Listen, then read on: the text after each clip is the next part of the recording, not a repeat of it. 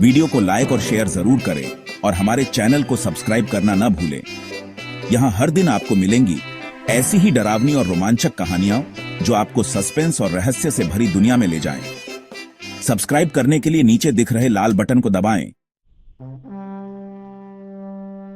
रात के काले सन्नाटे में एक वीरान गांव के आखिरी किनारे पर एक पुराना टूटा फूटा घर खड़ा था। यह घर पिछले कई सालों से खाली था। लोग कहते थे कि वहां कोई आत्मा रहती है। गांव के लोग उस घर के पास तक नहीं जाते थे। कोई नहीं जानता था कि उस घर में आखिरी बार कौन रहा था।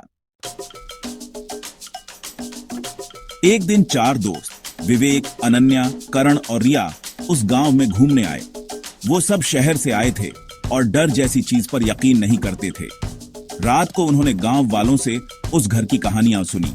विवेक ने हंसते हुए कहा, अरे सब बेवकूफी है, मैं तो अभी जाकर देख आता हूं।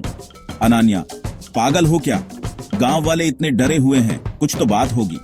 पर करण और रिया ने भी मजाक में साथ देने का फैसला कर लिया। रात के 12 बजे जब पूरा गांव सो चुका था और सिर्फ सन्नाटा था, चारों उस घर की ओर चल पड़े।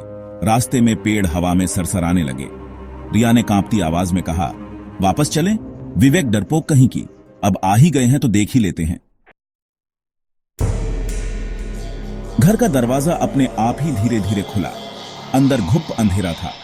लकड़ी की जमीन पर चलने की आवाज और कभी कभी हवा में झूलती खिड़कियां अजीब सी ध्वनि कर रही थीं। चारों ने अपनी टॉर्च जलाई और धीरे धीरे अंदर घुसे। कमरा पुराना और धूल से भरा था।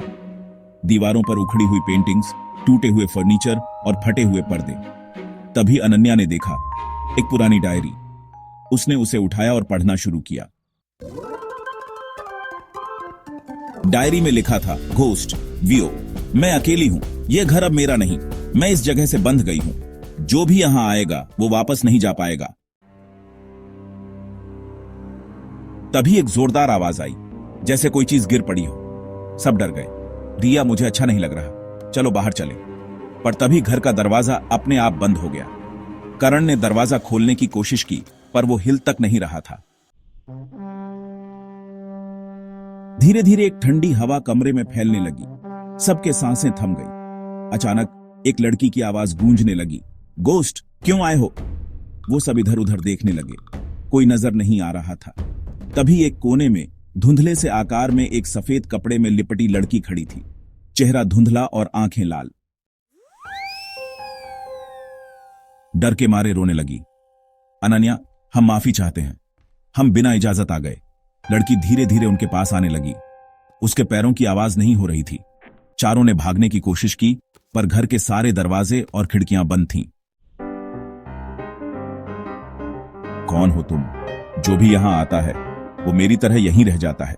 तुम सब भी अब यहीं रहोगे। तभी कमरे की घड़ी रात के 1 बजने का संकेत देने लगी। करण ने दीवार में एक टूटी हुई खिड़की देखी। कारण, वियो, उधर से भागो। सबने दौड़ लगाई और बड़ी मुश्किल से उस खिड़की से कूदकर बाहर निकले। जैसे ही वो घर से बाहर आए, सब कुछ शांत हो गया। हवा थम गई और वो लड़की भी गायब हो गई।